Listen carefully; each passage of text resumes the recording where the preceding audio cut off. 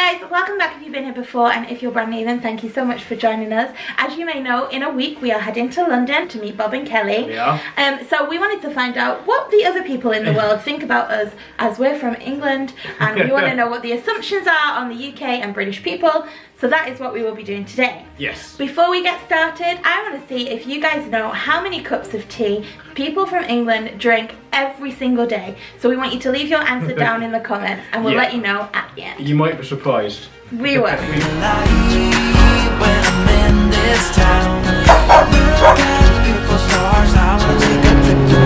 Nothing can break me, no, nothing can break me. So assumption number one is that we are all friends with the Queen.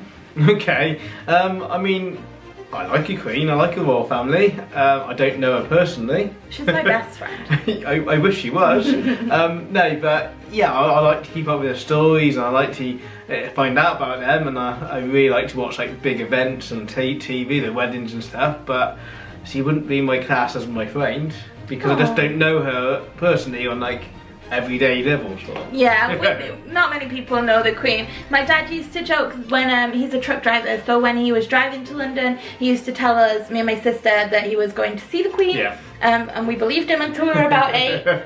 I think everyone say when you go to London, I think everyone's sort of going to see a Queen. Yeah. You know, what's I think that's a standard sort of response. Yeah. And then when we were over in America last time, we popped into the Apple shop, and one of the guys working there, he had a very serious face on, so I'm not sure if it was a joke or not, but he asked me if I could ask the Queen if we can just skip Charles as king and go straight to William and Kate. Yeah, and I mean, so we obviously said yes. I mean, it's a fair thing to say. I mean, I think Charles may be Mrs. Slot, and it's a go to William.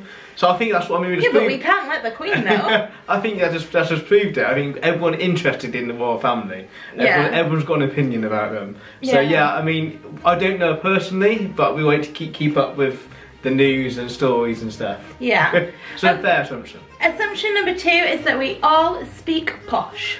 Okay. I don't. No, nor do I. I think in the UK, there's a lot of different accents throughout the country.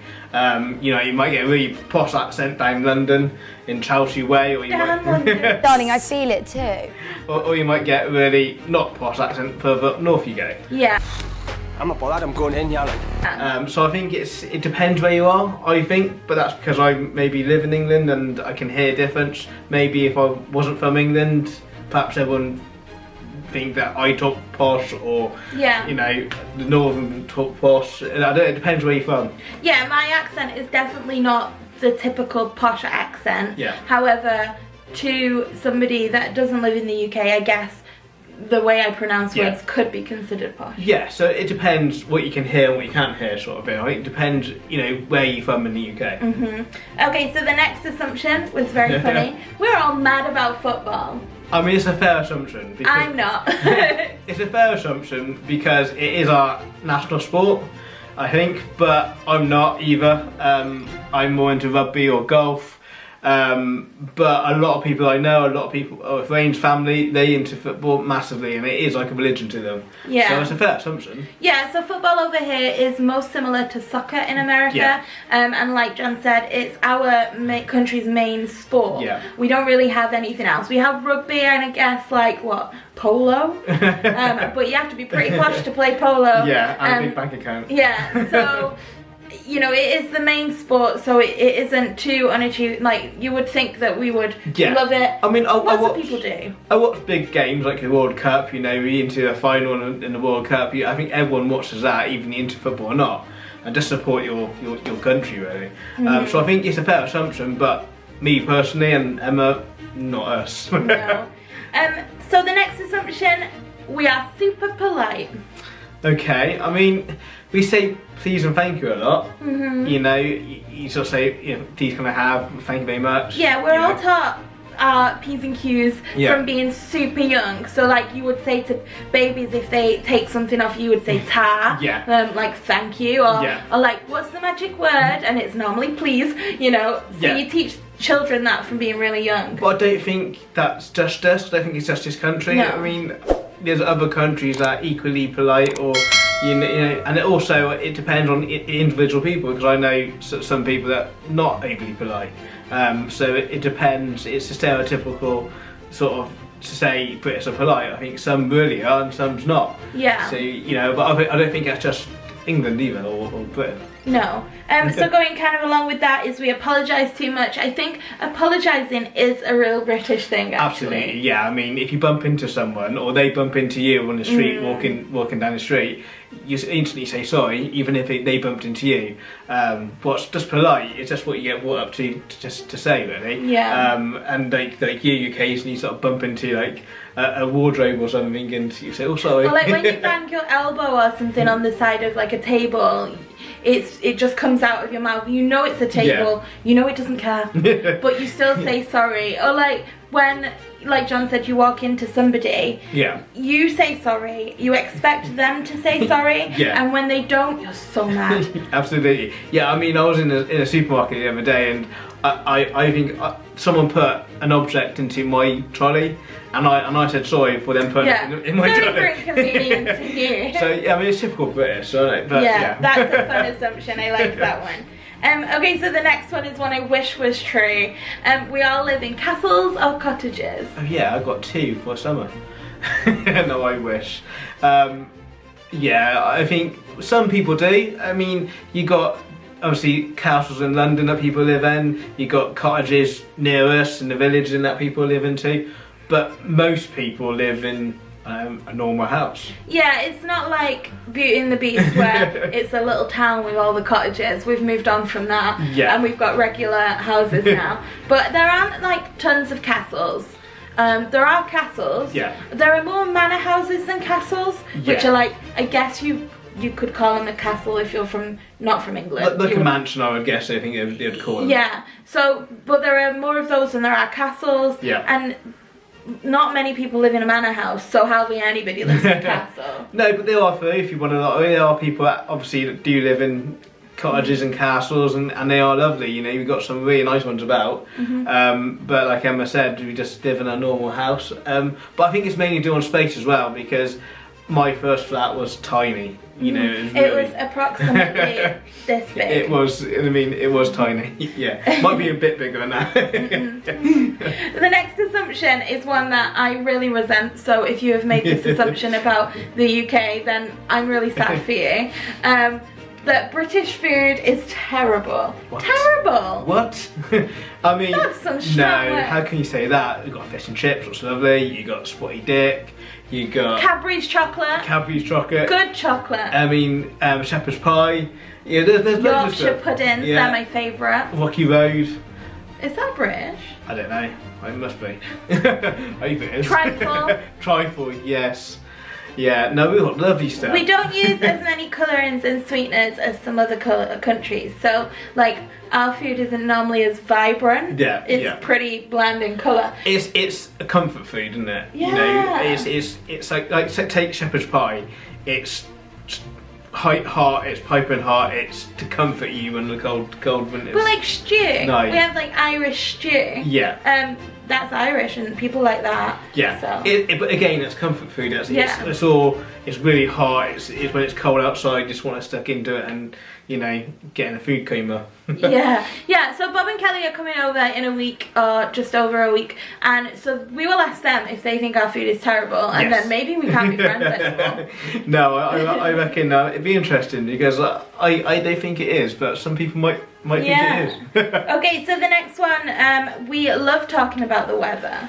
Yeah, okay. I don't think we love it, but I think it's polite to start. It's a conversation starter, and we don't like quiet time. So if we sat in a waiting room waiting to get a doctor's appointment or a dentist or whatever, it's a conversation to get a conversation going, and it's no one can get upset about talking about weather. Yeah. It's not about politics. It's not about all the nasty stuff in the world. It's a conversation that is just easy to have. Yeah, I genuinely do love talking about the weather. I think because we can go through all of the weathers in one day. Like, it can be sunny one minute, then raining. Sometimes it hailstones. That's exciting. And then it's not like a full conversation. I don't know enough about weather to have a full conversation. But an occasional like, oh look, it's snowing. Yeah. Oh look, it's raining now. That happens on a daily for me, and I quite enjoy those. We get all your seasons, and that's what's interesting. I think we get a lot of different type of weather. We don't just get sun all the time, or rain all the time, or cold all the time. So when it changes to a different season, I think you think, oh, it's raining again, or it's cold again. I think it's just a nice, polite conversation just to have. Yeah. You know? Yeah, so I genuinely love it.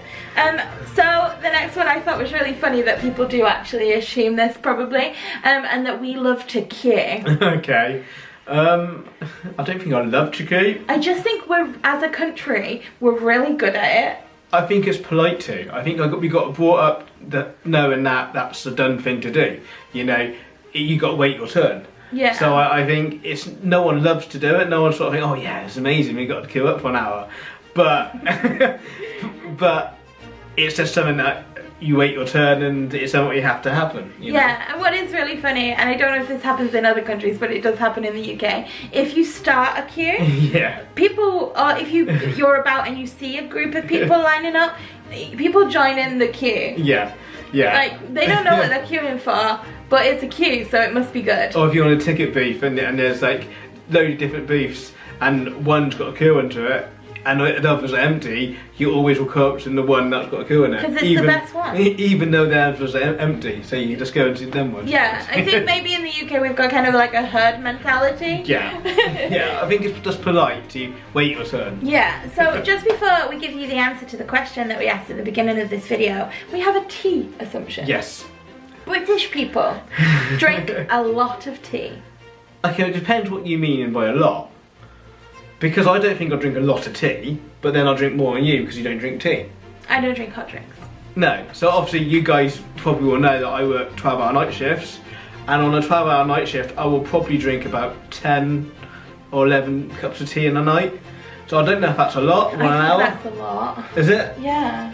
I don't know. I don't know if that's over average or like, it is over average, we'll find out. But I guess it also depends on the size of the cup. It's a normal size cup. But like a teacup. That's a mug.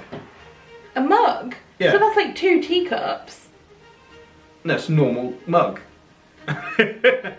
So if that's a lot, yeah, maybe that's assumption right. I don't know. I think, personally, I think in the UK there are like people that love tea and people that hate tea. I don't think there's many people that are like, it's okay. I don't think there's many of those. I think you either love tea, and everybody loves a particular brand of tea as well. You have your own brand that you love. Yeah, you're the ones that you always go to. Yeah, normally it's like Tetley or PG Tips. You don't like Yorkshire tea. Yeah, you don't like all of them. Yeah, I mean you drink all of them, but you get your favourite. You have a favourite. But I mean, I was always going to drink a tea maybe, because even when I was a baby, Mum put like cold tea in the bottle when I was a baby. So I think it's just something that you drink at home. Yeah, I know as a country we drink a lot more tea than other countries, so. Yeah, but then. But we're actually 3rd ranking in the tea drinking. We're not first. Turkey drink more than us. Yeah. But theirs is Turkish tea. But then also other countries drink more coffee than us. Yeah. So that's like their national drink, I guess. National drink. Okay, so at the beginning of this video we asked you guys to guess how many cups of tea the UK drink in a day. And drum roll. In the UK, in a day, we drink around 165 million cups of tea. That's a lot.